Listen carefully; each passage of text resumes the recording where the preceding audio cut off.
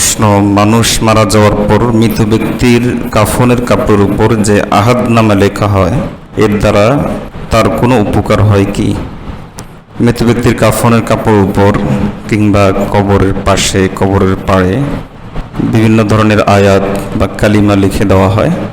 এর দ্বারা মৃত ব্যক্তির কোনো ফায়দা নাই, বরং উপকার হয় এই বিশ্বাসে যে যদি কেউ এই আহাদনামা, সমাজে এটাকে আহাদনামা বলে, এই বিশ্বাসে যদি এ জাতীয় কোনো কিছু কেউ লেখে তাহলে এটা বেদাত হবে। মৃত ব্যক্তির কি ফায়দা হয় এটা হাদিসে পরিষ্কার আছে। রাসূলুল্লাহ সাল্লাল্লাহু আলাইহি ওয়াসাল্লাম বলেছেন, ইযা মাতাল ইনসান ইনকাতা আমালুহু ইল্লা মিন সালাসাহ। মানুষ মারা গেলে তিনটা জিনিস তার জন্য অব্যাহত থাকে, বাকি সব কাট হয়ে যায়, আর কোনো কিছু সে পায় না। একটা হলো ইল্লা মিন সাদাকাতিন জারিয়া, সাদাকায়ে জারিয়া, আও ইলমিন ইউনতাফাউ বিহি, অথবা উপকারী ইলম, আও ওয়ালাদিন সালিহিন ইয়াদউ লাহু, অথবা কোনো নেক সন্তান যদি রেখে যায় যে তার জন্য দোয়া করে। এই তিনটা ছাড়া আর মানুষের উপকার করতে পারে মারা যাওয়ার পরে এমন কিছু পৃথিবীর বুকে থাকে না। সুতরাং এ জাতীয় বেদাতের চর্চা না করি, বরং এতে অতিরিক্ত একটা খারাপই দিক আছে। সেটা হলো যে অনেক সময় এই কাপড় মাটিতে পচে গলে যায়, এর দ্বারা ওই কোরআনের আয়াতের অবমাননা হয়। এজন্য এই জাতীয় কাজ না করি। প্রশ্ন, রিয়া থেকে বাঁচার উদ্দেশ্যে কিংবা মনোযোগ আনার জন্য চোখ বন্ধ করে নামাজ পড়া যাবে কি না? যে চোখ বন্ধ করে নামাজ পড়া এটা সুন্নাহ বিরোধী। রাসূলুল্লাহ সাল্লাল্লাহু আলাইহি ওয়াসাল্লাম চোখ খোলা রেখে নামাজ পড়েছেন এবং তার দৃষ্টি থাকতো সিজদার দিকে দাঁড়ানো অবস্থায়। হাফিজ ইবনুল কাইয়্যিম রাহিমাহুল্লাহ বলেন যে একজন শ্রদ্ধার পাত্র যিনি, তার সামনে আমরা যখন দাঁড়াই তখন কিভাবে দাঁড়াই? চোখকে অবনত করে দাঁড়াই। তা আল্লাহর চাইতে বেশি শ্রদ্ধার তার কেউ নেই। তা আমরা যখন তার সামনে দাঁড়াচ্ছি চোখ বন্ধ করে নয়, চোখ অবনত করে দাঁড়ানো, এটা হলো সুন্নাহ। আর রাসূলুল্লাহ সাল্লাল্লাহু আলাইহি ওয়াসাল্লাম বলেছেন, ফাইজা সাল্লাইতুম ফালা তালতাফিতু, যখন তোমরা নামাজ পড়বে তখন এদিক সেদিক তাকাবে না, বরং সিজদার দিকে তোমাদের দৃষ্টিটা থাকবে। যতক্ষণ পর্যন্ত তোমাদের দৃষ্টি সিজদার দিকে থাকবে, ফাইন্নাল্লাহ ইয়ানসুবু ওয়াজহাহু লিওয়াজহি আবদিহি ফি সালাতিহি, বান্দা যতক্ষণ পর্যন্ত সিজদার দিকে তার দৃষ্টি রাখে ততক্ষণ পর্যন্ত আল্লাহ তাআলা তার দৃষ্টি তার চেহারার দিকে রাখেন, বান্দার চেহারার দিকে রাখেন। এজন্য সুন্নাহ অনুযায়ী আমরা আমল করব। রিয়ার জন্য বা রিয়া থেকে বাঁচার জন্য বা মনোযোগ বৃদ্ধির জন্য চোখ বন্ধ করা এটা সুন্নাহ সম্মত নয়। ফিকহের কিতাবে এসেছে, ওয়ায়ুকরাহু আন ইউগমিদা আইনাইহি ফিস সালাহ, নামাজের মধ্যে চোখ বন্ধ করে নামাজ পড়া এটা মাকরুহ। লিমা রুবিয়া আনিন নবী সাল্লাল্লাহু আলাইহি ওয়াসাল্লাম নাহা আন তাগমিদিল বাসারি ফিস সালাহ, কারণ রাসূলুল্লাহ সাল্লাল্লাহু আলাইহি ওয়াসাল্লাম নামাজের মধ্যে চোখ বন্ধ রাখার ব্যাপারে নিষেধ করেছেন। প্রশ্ন, দাবা খেলা জায়েজ আছে কিনা? দাবা খেলা জায়েজ নাই, এটা না জায়েজ। হযরত আলী রাদিয়াল্লাহু আনহু থেকে বর্ণিত বাইহাকির হাদিস যে আলী রাদিয়াল্লাহু তাআলা একবার একটা সম্প্রদায়ের কাজ দিয়ে যাচ্ছিলেন, তারা দাবা খেলছিল। ইয়ালাবুনা শাতরাঞ্জ, আরবিতে এটাকে শতরঞ্জ বলে। তারা দাবা খেলছিল। তখন আলী রাদিয়াল্লাহু তাআলা বলেন যে মা হাদিহি তামাসিল আল্লাতী আনতুম লাহুম আকিফুন, এই যে ছোট্ট ছোট্ট মূর্তিগুলোর সামনে তোমরা বসে আছো এগুলো কি? শোনো, লিআইয়ামাসসা জামারান হাত্তা ইউতফা মিন আইয়ামাসসাহা, এই মূর্তিগুলো ধরার চাইতে জ্বলন্ত কয়লা হাতে নেওয়া, ওই কয়লাটা নেভে যাওয়া পর্যন্ত হাতে ধরে রাখা এর চাইতে উত্তম। কাজেই এগুলো খেলো না, দাবা খেলা যাবে না। প্রশ্ন, আমার অফিসের এক কলিগ আমাকে একটি বই দেখিয়ে বললেন নামাজের সিজদা দেওয়ার সময় দুই হাত বিছিয়ে রাখা হারাম, এটা আসলে সত্য কিনা? আর এটা কি নারী পুরুষ উভয়ের জন্য?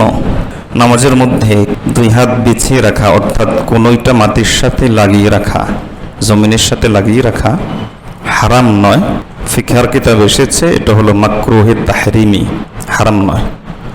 মাকরুহ কেন? কারণ হাদিসের মধ্যে এসেছে আন আলী রাদিয়াল্লাহু তাআলা আনহু আন্নাহু ক্বালা ক্বালা রাসূলুল্লাহ সাল্লাল্লাহু আলাইহি ওয়াসাল্লাম ইউতাদিলু ফিস সুজুদ, তোমরা ঠিকভাবে সিজদা করবা। ওয়ালা ইয়াবসুতু আহাদুকুম যিরাইহি ইনবিসাতাল কলব, আর তোমরা তোমাদের কোনইগুলোকে কুকুরের কোনের মতো বিছিয়ে দিও না, কুকুরের হাতের মতো তোমরা বিছিয়ে দিও না। এরকম কুকুর যেমন তাদের কোনইকে বিছিয়ে দেয় বসার সময়, মাটির সাথে লাগিয়ে রাখে, তোমরা এভাবে করো না। এটা বুখারীর হাদিস। হাদিস নম্বর 822। তবে এটা হলো পুরুষদের জন্য। মহিলাদের ক্ষেত্রে রাসূলুল্লাহ সাল্লাল্লাহু আলাইহি ওয়াসাল্লামের ভিন্ন দিক নির্দেশনা আছে এবং এই দিক নির্দেশনা তিনি নিজেই দিয়েছেন। একবার তিনি দুই মহিলা নামাজ পড়ছিল, তাদের পাশ দিয়ে যাচ্ছিলেন, তখন দেখতে পেলেন যে তারা সিজদা দিচ্ছে পুরুষদের মতো করে হাত উঁচু রেখে তারপর সিজদা দিচ্ছে, কোনো মাটি থেকে আলাদা। রাসূলুল্লাহ সাল্লাল্লাহু আলাইহি ওয়াসাল্লাম তখন তাদের নামাজ ঠিক করে দিলেন, বললেন ইজা সাজাদতুমা ফাদুম্মা বাদাল লাহম, যখন তোমরা সিজদা করবে তখন তোমাদের শরীরের গোশতগুলোকে একটার সাথে একটা লাগিয়ে নেবে, অর্থাৎ খুব আটসাট হয়ে এঁটো হয়ে তারপর তোমরা সিজদা দিবা এবং জমিনের সাথে লাগিয়ে তোমরা সিজদা দিবা। ফাদুম্মা বাদাল লাহমি ইলাল আরদ, তোমাদের শরীরের অংশ জমিনের সাথে লাগিয়ে একবারে গুটিয়ে তোমরা সিজদা দিবা। ফাইন্নাল মারআতা লাইসাত ফি যালিকা কাররাজুল, কারণ পুরুষদের মতো মহিলাদের নামাজ নয়। নবী সাল্লাল্লাহু আলাইহি ওয়াসাল্লামের নিজের বক্তব্য, পুরুষদের মতো মহিলাদের নামাজ নয়। কিন্তু আমরা অনেকেই বলি যে পুরুষ এবং নারী তাদের নামাজ একরকম, এগুলো গলত কথা। হাদিসটি এসেছে বাইহাকি শুআবুল ঈমান হাদিস নম্বর 3016। প্রশ্ন, পোস্টার, মেমো, ভাউচার ইত্যাদিতে বাংলা ভাষায় বিসমিল্লাহ লেখা যাবে কিনা? পোস্টার, মেমো, ভাউচার ইত্যাদিতে বাংলা ভাষায় বিসমিল্লাহ লেখা যাবে না, এতে বিসমিল্লাহর অবমাননা হয়। আমরা জানি বিসমিল্লাহ কোরআন মজিদের একটি স্বতন্ত্র আয়াত এবং এটি আল্লাহ নাজিল করেন দুই সূরার মধ্যে পার্থক্য সৃষ্টি করার জন্য। এমনিতে বিসমিল্লাহর সর্বপ্রথম ব্যবহার করেছেন, যেটা তাফসীরের কিতাব থেকে পাওয়া যায়, হযরত সুলাইমান আলাইহিস সালাম। সাবা নগরীর রানী বিলকিসের উদ্দেশ্যে তিনি যখন পত্র লিখেছেন, সূরাতুন নামলে এসেছে, তখন তিনি সেখানে লিখেছিলেন ইন্নাহু মিন সুলাইমান ইন্নাহু বিসমিল্লাহির রহমানির রহিম। সর্বপ্রথম তিনি এই বিসমিল্লাহির রহমানির রহিম ব্যবহার করেন, আল্লাহর নাম সম্মিলিত। এই ছোট্ট জিকির, এটা জিকির, এই ছোট্ট জিকির এর এবং আয়াত, কোরআন মাজিদের আয়াত, এই আয়াতের অবমাননা হয় এমন কোনো কাজ করা যাবে না। সুতরাং যদি আমি পোস্টারে, মেমোতে, আচ্ছা মাঝখানে একটা কথা বলি, বিসমিল্লাহ বলে যদি কেউ শুকর জবাই করে, বলেন তো তার ঈমান থাকে? ঈমান থাকে না। আমাদের দেশের নির্বাচনী পোস্টার যেগুলো, এগুলো স্পষ্ট কুফরি মতবাদের প্রতি দাওয়াত, কুফরি মতাদর্শের প্রতি দাওয়াত। কিন্তু কুফরি মতাদর্শের প্রতি দাওয়াত দেওয়ার সময় উপরে বিসমিল্লাহির রহমানির রহিম লেখে।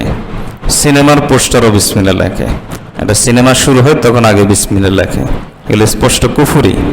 আর মেমো ইত্যাদিতে বা ভাউচার বা আমরা সাধারণ লেখায় বা একটা পোস্টার, অন্য পোস্টার, সেগুলোতে যে বিসমিল্লাহ লেখা হয়, এটা হলো বিসমিল্লাহর অবমাননা হয়, এমনকি সেটা বাংলা ভাষায় লিখলেও। কারণ বাংলা ভাষায় লিখলেও মনটা তো ওই আয়াতের দিকেই চলে যায়, এজন্য এটা বিসমিল্লাহ অবমাননা হয়। এরকম কাজ করা যাবে না, এটা অনেক বড় অপরাধ, কোরআন মাজিদের অবমাননা।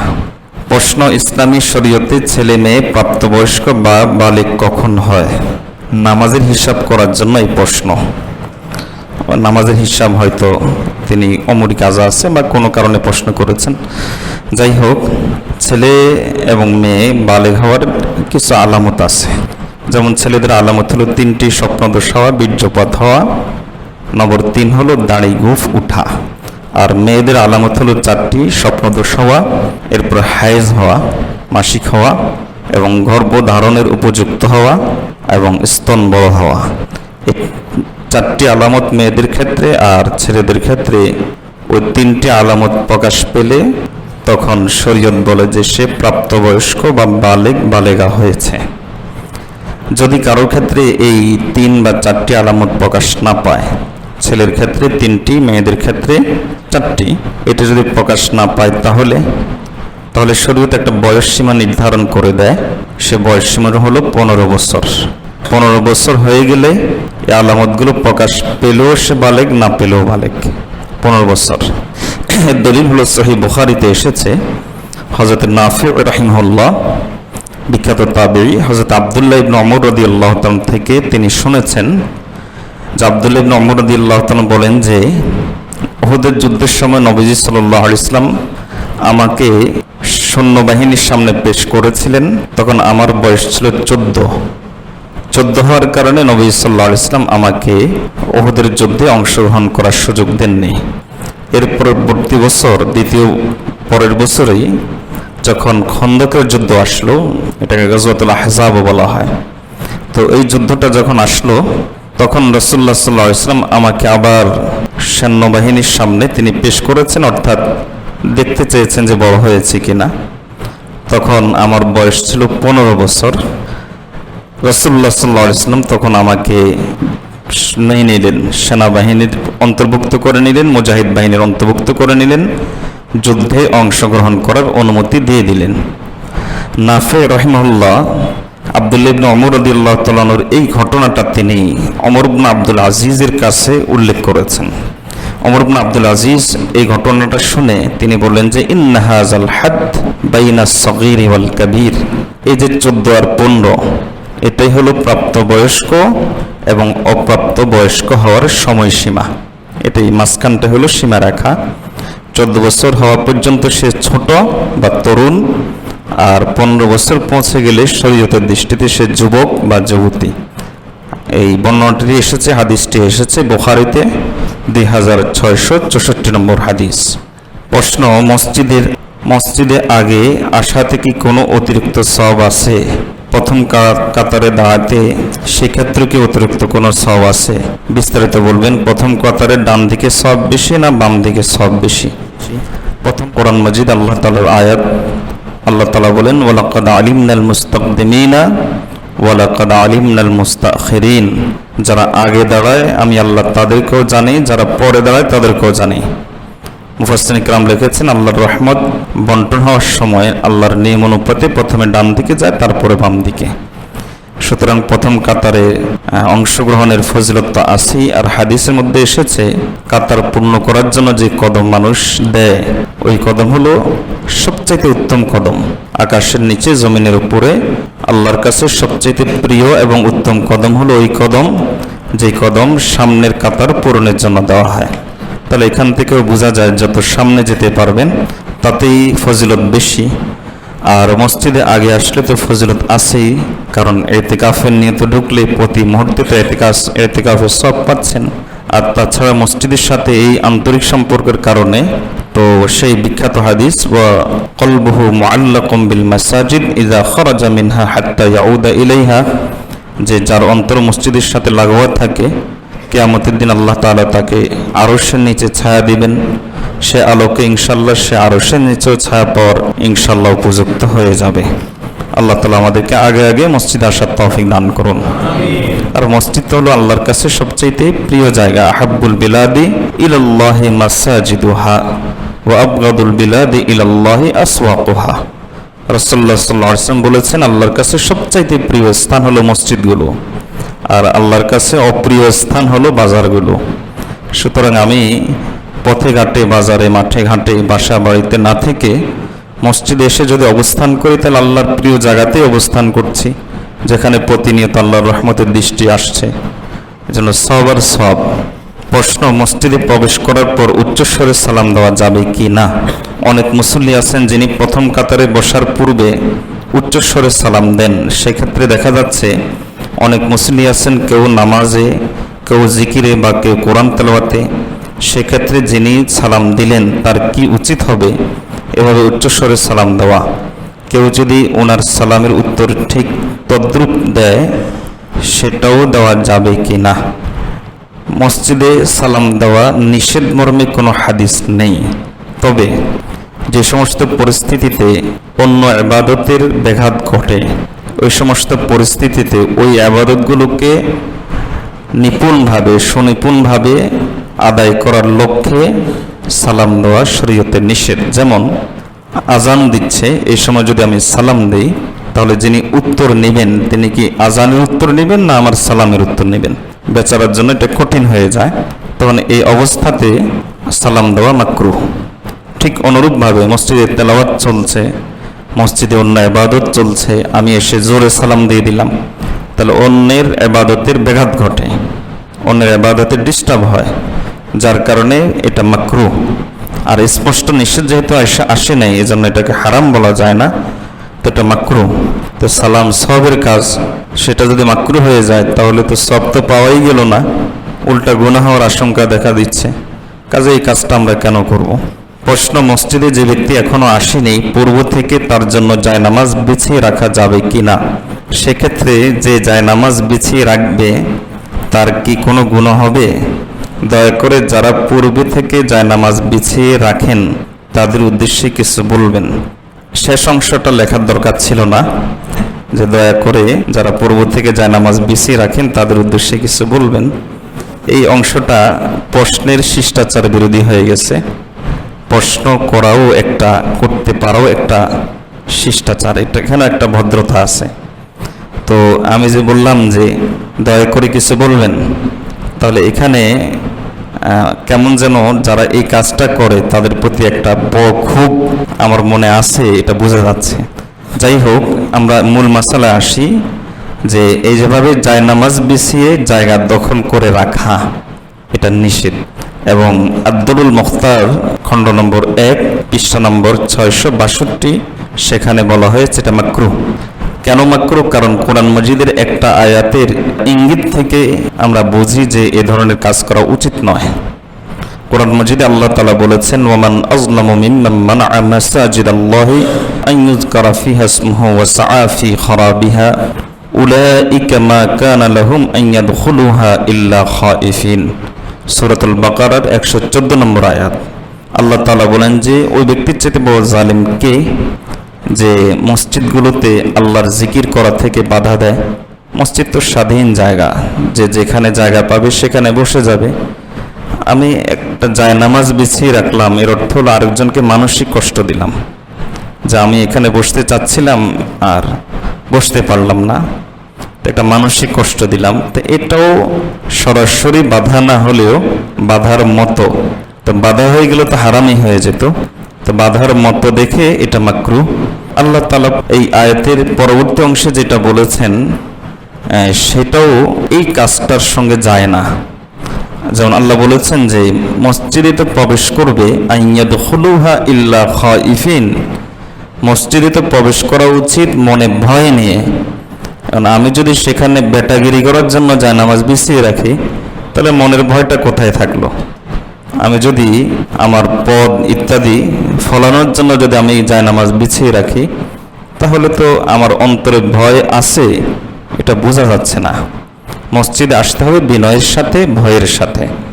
আল্লাহ বলেন যে এভাবেই মসজিদে প্রবেশ করা উচিত। প্রশ্ন, আমরা জানি কারোর সঙ্গে দেখা হলে সালাম দিতে হয়। প্রশ্ন হলো তার থেকে বিদায় গ্রহণকালেও সালাম দিতে হবে কি?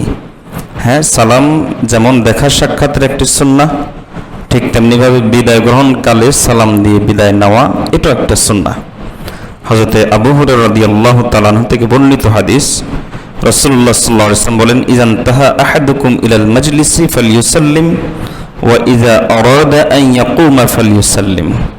যখন কেউ মজলিসে বসতে চায় সালাম দিয়ে বসবে, আর যখন উঠতে চাবে তখনও সালাম দিয়েই উঠবে। অর্থাৎ বিদায় গ্রহণকালেও সালাম দেওয়া, এটাও নবী সাল্লাল্লাহু আলাইহি ওয়াসাল্লামের একটা সুন্নাহ। আল্লামা তিবি রাহিমাহুল্লাহ এর হিকমত লেখেন যে আমি সালাম দিলাম একজনের সঙ্গে সাক্ষাৎ হওয়ার সঙ্গে সঙ্গে, এর দ্বারা আমি কেমন যেন তাকে আশ্বস্ত করলাম যে আমার উপস্থিতিতে আমার পক্ষ থেকে তুমি কোনো প্রকার ক্ষতিগ্রস্ত হবা না। তো ঠিক তেমনিভাবে উঠে যাওয়ার সময় আমি সালাম দিলাম, তাকে আমি আশ্বস্ত করলাম যে আমি চলে গেলে আমার দ্বারা তোমার কোনো ক্ষতি হবে না, তোমার গীবত করব না, অপবাদ দিব না, তোমার ব্যাপারে মিথ্যা রটনা করব না। আমি কেমন যেন তাকে আশ্বস্ত করে গেলাম। এ হলো সালাম বিদায় গ্রহণকালের সালামের পিছনে হিকমত বা রহস্য। প্রশ্ন, আমার একটা রোগ আছে, তা হলো ঘুমের ভিতরে কথা বলা। এজন্য ডাক্তার দেখিয়েছি, কাজ হচ্ছে না। একদিন আমার স্ত্রীর সঙ্গে ঝগড়া হয়েছিল। ওই দিন ঘুমানোর পর ঘুমের মধ্যে আমি নাকি তালাক তালাক বলে চেঁচামেচি করি। এখন এর কারণে আমার স্ত্রীর তালাক হয়ে গেল কিনা লজ্জায় কারো নিকট বলতে পারছি না, তাই এভাবে জিজ্ঞেস করলাম। এর দ্বারা তালাক হয়নি। হাদিসের মধ্যে এসেছে রাসূলুল্লাহ সাল্লাল্লাহু আলাইহি ওয়াসাল্লাম বলেছেন, রুফিআল কলামু আন সালাসা, তিনটি জিনিস থেকে কলমকে উঠিয়ে নেওয়া হয়েছে। একটা হলো আনিন নাইম হাত্তা ইয়াস্তাইকিজ, ঘুমন্ত ব্যক্তি যতক্ষণ পর্যন্ত না সে জাগ্রত হয়। ওয়ানিস সাবিয়্যি হাত্তা ইয়াহতালিম, শিশু যতক্ষণ পর্যন্ত না সে বালেগ হয়, আর ওয়ানিল মাজনুন হাত্তা ইয়াকিল, পাগল যতক্ষণ পর্যন্ত না সে সুস্থ হয়। এই তিন ব্যক্তি থেকে কলম উঠিয়ে নেওয়া হয়েছে। কাজেই আপনি ঘুমের ভিতরে যদি তালাক তালাক বলে চেঁচামেচি করেন, তালাক হয়নি। তবে আপনার জন্য একটা হাদিস আর আপনার বউয়ের জন্য একটা হাদিস, দুইজনের জন্য দুইটা হাদিস। আপনার জন্য হাদিস, রাসূলুল্লাহ সাল্লাল্লাহু আলাইহি ওয়াসাল্লাম বলেছেন যে খিয়ারুকুম লি আহলিহি, যে তার স্ত্রীর কাছে ভালো। স্ত্রী বলে যে লোকটা ভদ্র, ভালো, নম্র, ঝগড়াঝাটি করে না, অযথা অহেতুক দোষ ধরে না, স্ত্রী প্রশংসা করে, আমার প্রতি খুব যত্ন নেয়। এভাবে স্ত্রীর কাছে যে ভালো, নবী সাল্লাল্লাহু আলাইহি ওয়াসাল্লাম বলেন যে সে তোমাদের মধ্যে সবচাইতে ভালো মানুষ। তাহলে মানুষ আমাদেরকে ভালো সার্টিফিকেট দিলে ভালো হচ্ছি না, সার্টিফিকেটটা কিন্তু স্বরাষ্ট্রমন্ত্রী থেকে আনতে হবে। তিনি যদি সার্টিফিকেট দেন যে ভালো, তাহলে ভালো, অন্যথায় ভালো না। এটা হলো আপনার জন্য হাদিস। কাজেই সতর্ক থাকবেন। রাগ নিয়ন্ত্রণ করা এটা দাম্পত্য জীবনে সবচাইতে বেশি জরুরি। পারিবারিক জীবনে, দাম্পত্য জীবনে বেশি জরুরি দেখে রাগ নিয়ন্ত্রণ করলে আল্লাহ তাআলা আখিরাতে হুর দিবেন। হাদিসের মধ্যে এসেছে, কারণ এটা দাম্পত্য রিলেটেড, তো ওই জন্য পুরস্কার ওই টাইপেরই। হাদিসের মধ্যে এসেছে, রাসূলুল্লাহ সাল্লাল্লাহু আলাইহি ওয়াসাল্লাম বলেন যে ব্যক্তি রাগ নিয়ন্ত্রণ করবে, ইয়াদউল্লাহু তাআলা আলা রুউসিল খালাইক, কিয়ামতের দিন গোটা সকল সৃষ্টির সামনে তাকে ডাক দিবেন। ডাক দিয়ে বলবেন, তুমি কি সে ব্যক্তি যে রাগ নিয়ন্ত্রণ করতে বলল? তখন সে উত্তর দেবে, জি ও আল্লাহ, আমি সে ব্যক্তি। তখন আল্লাহ বলবেন যে ওই যে হুর দেখতে পাচ্ছ, ওখান থেকে যে কোনো একটা নিয়ে জান্নাতে প্রবেশ করো। জন্য রাগ নিয়ন্ত্রণ করা অনেক বড় ইবাদত, হাজার হাজার নফল নামাজের চাইতে উত্তম ইবাদত। তো যাই হোক, এটা হলো আপনার জন্য হাদিস। আর আপনার স্ত্রীর জন্য একটা হাদিস। রাসূলুল্লাহ সাল্লাল্লাহু আলাইহি ওয়াসাল্লাম বলেছেন, আইয়ুমা ইমরাআতিন মাতাত ওয়া যাওজুহা আনহা রাদিন দাখালাতিল জান্নাহ, যে স্ত্রী এমনভাবে মারা যাবে যে স্বামী তার উপর সন্তুষ্ট। স্বামী বলে যে খুব ভালো ছিল, আমার খুব কেয়ার করেছে, খুব খেদমত করেছে, আমার ছেলে মেয়ের পিছনে অনেক খেটেছে। এভাবে স্বামী আপনার কথা শুনলে, মনে উঠলেই চোখের পানি ফেলে দেয়। যদি এমনটি হয়, নবী সাল্লাল্লাহু আলাইহি ওয়াসাল্লাম বলেন যে দাখালাতিল জান্নাহ, সেই স্ত্রী জান্নাতে প্রবেশ করবে। কাজেই আপনি স্বামীকে সন্তুষ্ট করার চেষ্টা করবেন, আর স্বামীও চেষ্টা করবে স্ত্রীকে সন্তুষ্ট করার। দুই পক্ষ থেকে যদি চেষ্টাটা আসে, তাহলেই স্যাক্রিফাইসের মানসিকতা থাকবে। অন্যথায় তো ইটের জবাব পাটকেল হয়ে যাবে। আমি পাই নাই, সে বলবে তুমি দাও নাই, বলবো আমি পাই নাই, তো ইটের জবাব পাটকেল দিয়ে শুরু হয়ে যাবে। আল্লাহ আমাদেরকে হেফাজত করুন। প্রশ্ন, খানা খাওয়ার সময় মাথায় টুপি রাখা কি সুন্নাত? জি, খানা খাওয়ার সময় মাথায় টুপি রাখা এটা একটা সুন্নাত। হাদিসের মধ্যে এসেছে, আন রাজুলিন মিনাস সাহাবাতি আকালতু মা রাসূলিল্লাহি সাল্লাল্লাহু আলাইহি ওয়াসাল্লাম ওয়া রাআইতু আলা রাসিহি আও ক্বালা ওয়া রাআইতু আলাইহি কালানসুওয়াতান বাইদা।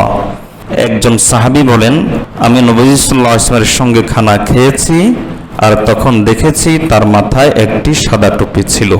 সুতরাং খানা খাওয়া অবস্থায় মাথায় টুপি রাখা এটা সুন্নাত। প্রশ্ন, অন্য কাউকে তো মা বাবা ডাকার নিষেধ আছে, তাহলে আমরা মা কিংবা বাবা ডাকি, যেমন শ্বশুর শাশুড়িকে, এবং মুরব্বী কাউকে দেখলে, তাহলে এটা কি গুনাহ হবে? ওটা উনি বোঝাতে চাচ্ছেন আমরা যে শ্বশুর শাশুড়িকে বাবা মা ডাকি, অথবা মুরব্বী কাউকে বলি যে বাবা একটু সরেন, মা একটু সরেন, তো এটা কি জায়েজ হচ্ছে কিনা? হাদিসে এর নিষেধ আছে। হ্যাঁ, হাদিসে নিষেধ আছে, এটাও ঠিক আছে, এবং জায়েজ হচ্ছে, এটাও ঠিক আছে। তার নিষেধ কোন ক্ষেত্রে, জায়েজ কোন ক্ষেত্রে? হাদিসের মধ্যে এসেছে, বুখারীর হাদিস, রাসূলুল্লাহ সাল্লাল্লাহু আলাইহি ওয়াসাল্লাম বলেন, মান ইদ্দা ইলা গায়রি আবিহি ওয়া হুয়া ইয়ালামু আন্নাহু গায়রু আবিহি ফাল জান্নাতু আলাইহি হারাম। যে ব্যক্তি অন্য কোনো ব্যক্তিকে বাবা পরিচয় দিল, অথচ সে জানে যে ওই ব্যক্তি তার বাবা নয়, তাহলে তার জন্য জান্নাত হারাম। এটা হলো ওই সমস্ত ক্ষেত্রে, যে সমস্ত ক্ষেত্রে পরিচয়টা দরকার হয়, যেমন আইডি কার্ড, দলিল, এ জাতীয় জায়গাতে ভিসা, পাসপোর্ট, এ জাতীয় জায়গাতে সাক্ষী গ্রহণ, বিয়ে শাদী, এ জাতীয় জায়গাতে যদি নিজের বাবা পরিচয় না দিয়ে অন্যকে বাবা বানিয়ে নেয়, তাহলে তার জন্য জান্নাত হারাম। আর শিষ্টাচার হিসাবে, সম্মান হিসাবে, সম্মান প্রদর্শন হিসাবে একজনকে বাবার বয়সে একজনকে বাবা বলা, মায়ের বয়সে একজনকে মা বলা, এটা নিষেধ নয়, বরং শরীয়ত এর প্রতি উদ্বুদ্ধ করে। যেমন কিভাবে উদ্বুদ্ধ করে, যেমন আমাদের নবী সাল্লাল্লাহু আলাইহি ওয়াসাল্লামের স্ত্রীগণ যারা, তারা আমাদের মা নন, কিন্তু আমাদেরকে বলা হয়েছে, আল্লাহ তাআলা বলেন ওয়া আজওয়াজুহু উম্মাহাতুহুম, যে তার স্ত্রীগণ হলো তোমাদের মা। তাহলে আল্লাহ আমাদের মা বলেছেন, এটা হলো সম্মানার্থে। তো সম্মানার্থে কাউকে মা বলা যায়। আর হযরত ইব্রাহিম আলাইহিস সালাম আমাদের বাবা নন, কিন্তু আল্লাহ বলেন মিল্লাতা আবিকুম ইব্রাহিম, যে মুসলিম জাতির পিতা হলেন হযরত ইব্রাহিম আলাইহিস সালাম। তো ইব্রাহিম আলাইহিস সালাম হলেন আমাদের জাতির পিতা, কিন্তু তিনি প্রকৃত বাবা নন, কিন্তু আল্লাহ আমাদের পিতা বলেছেন, বাবা বলেছেন। এটা হলো ওনার প্রতি সম্মান। আর নবীজি সাল্লাল্লাহু আলাইহি ওয়াসাল্লামের জিন্দেগিতে এরকম পাওয়া যায় যে হযরত ফাতিমা বিনতে আসাদ ইবনু হাশিম, অর্থাৎ আবু তালিব এর স্ত্রী, আলী রাদিয়াল্লাহু তাআলার মা, তিনি যখন মারা গেছেন, রাসূলুল্লাহ সাল্লাল্লাহু আলাইহি ওয়াসাল্লাম তখন তার মাথার কাছে বসে তখন তিনি কাঁদছেন আর বলছিলেন যে রাহিমাকাল্লাহ, রাহিমাকিল্লাহ ইয়া উম্মি, মা আল্লাহ আপনাকে রহম করুন। তাহলে নবী সাল্লাল্লাহু আলাইহি ওয়াসাল্লাম চাচিকে মা বলেছেন, মা আল্লাহ আপনাকে রহম করুন। এখানে আবার আরেকটা বিষয় সতর্ক করে রাখি, সেটা হলো চাচিকে মা বলেছেন নবী সাল্লাল্লাহু আলাইহি ওয়াসাল্লাম, এটা যেমন আছে পর্দার আয়াত নাজিল হওয়ার আগে, কিন্তু পর্দার আয়াত নাজিল হওয়ার পরে চাচির সাথে দেখা সাক্ষাৎ দেওয়া জায়েজ নাই, এটাও মনে রাখতে হবে। তো এটা ছিল পর্দার আয়াত নাজিল হওয়ার আগে। তো যাই হোক, আমাদের যেটা এখানে আমরা এখান থেকে যে দলিলটা নিতে চাচ্ছি সেটা হলো নবী সাল্লাল্লাহু আলাইহি ওয়াসাল্লাম মা বলেছেন, আবু তালেবের স্ত্রীকে, আলী রাদিয়াল্লাহু তাআলার মাকে তিনি মা বলেছেন। এবং তিনি বলেছেন যে কুনতি উম্মি বাদা উম্মি, হে আপনি ছিলেন আমার মা আমার আসল মায়ের পরে, অর্থাৎ আমার আসল মায়ের পরে আপনি ছিলেন আমার মা। এবং আপনি তাজউইন, আপনি ক্ষুধার্ত থাকতেন অথচ আমাকে খানা খাওয়াতেন। আপনি ঠিকমতো কাপড় পেতেন না অথচ আমার জন্য কাপড়ের ব্যবস্থা করতেন। আপনার প্রয়োজন ছিল অথচ আমার প্রয়োজন পূরণ করতেন। এভাবে রাসূলুল্লাহ সাল্লাল্লাহু আলাইহি ওয়াসাল্লাম বললেন এবং শেষে গিয়ে বললেন যে তুরিদুনা বিযালিকা ওয়াজহাল্লাহ, এর দ্বারা আপনি একমাত্র আল্লাহর সন্তুষ্টি চেয়েছেন। ইনি সাহাবী ছিলেন, মহিলা সাহাবী, আবু তালেব ওনার স্ত্রী। তো রাসূলুল্লাহ সাল্লাল্লাহু আলাইহি ওয়াসাল্লাম তাকে মা বলে সম্মানার্থে ডেকেছেন। সুতরাং বোঝা যায় শ্বশুর শাশুড়ি কিংবা বাবা মায়ের বয়সী কাউকে বাবা যদি বলি অথবা মা যদি বলি তাহলে এটা নিষেধ নয়, এটা সম্মানসূচক। প্রশ্ন, সূরা ইয়াসিন একবার পাঠ করলে কি 10 বার কোরআন খতমের সওয়াব পাওয়া যায়? এটা কি জাল হাদিস? না, এটা জাল হাদিস না।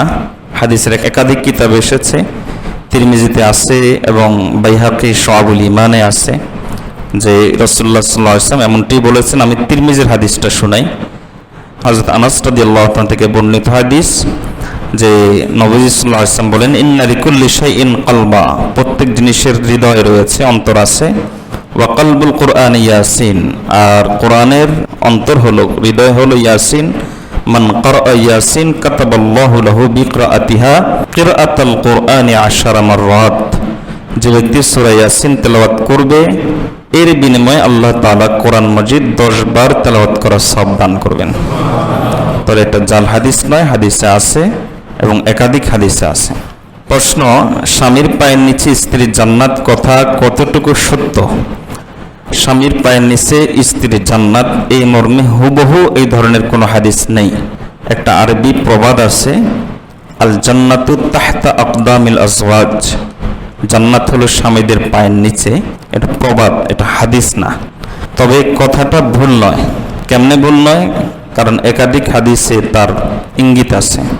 যেমন রাসূলুল্লাহ সাল্লাল্লাহু আলাইহি ওয়াসাল্লামের কাছে একজন মহিলা আসলেন তার কোনো প্রয়োজনে। নবী সাল্লাল্লাহু আলাইহি ওয়াসাল্লাম তখন তাকে জিজ্ঞেস করলেন যে তোমার স্বামীর সাথে তোমার ব্যবহার কেমন? এটা মুয়াত্তা মালিকের হাদিস, হাদিস নম্বর 952। তখন ওই মহিলা বলল যে আমার স্বামীর সাথে আমার ব্যবহার আলহামদুলিল্লাহ ভালো, স্বামী আমাকে মহব্বত করে, আমিও স্বামীকে মহব্বত করে, আমাদের মধ্যে কোনো ঝগড়াঝাটি নাই। নবী সাল্লাল্লাহু আলাইহি ওয়াসাল্লাম তখন তাকে সতর্ক করেছেন, ফাংজুরি আইনা আনতি মিনহু, তুমি তোমার স্বামীর ব্যাপারে সতর্ক থাকবা, কারণ হুয়া জান্নাতুক ওয়া নারুক, সে তোমার জান্নাত, সে তোমার জাহান্নাম, কাজেই তুমি তার ব্যাপারে সতর্ক থাকবা। সুতরাং স্বামীর পায়ের নিচে জান্নাত, এটা হুবহু শব্দে হাদিস নাই, এটা যেমন ঠিক, তবে এই কথা গলত, এটাও ঠিক নয়। কথা ঠিক আছে, কিন্তু হাদিস হিসাবে এটা বলা যাবে না। হাদিস হিসাবে বলতে হবে এগুলোকে যেটা ওই কথার সাপোর্ট করে। আর এছাড়া একটা প্রসিদ্ধ হাদিস আছে, রাসূলুল্লাহ সাল্লাল্লাহু আলাইহি ওয়াসাল্লাম বলেছেন, আল মারআতু ইযা সাল্লাত খামসাহা ওয়া সামাত শাহরাহা, মহিলারা যদি 5 ওয়াক্ত নামাজ ঠিকমতো পড়ে এবং রমজানের রোজা যদি ঠিকমতো রাখে, ওয়া হাসানাত ফরজাহা, এবং তাদের যদি যৌবনকে হেফাজত করে, ওয়া আতাআত বা'লাহা, এবং স্বামীর অনুসরণ, স্বামীর যদি আনুগত্য করে, নবী সাল্লাল্লাহু আলাইহি ওয়াসাল্লাম বলেন, কিলা লাহা উদখুলিল জান্নাতা মিন আইয়ি আবওয়াবিল জান্নাতি শি'তি, তাকে কিয়ামতের দিন বলা হবে যে তুমি জান্নাতের যে কোনো দরজা দিয়ে ইচ্ছা প্রবেশ করো। এজন্য কথাটা ভুল নয়।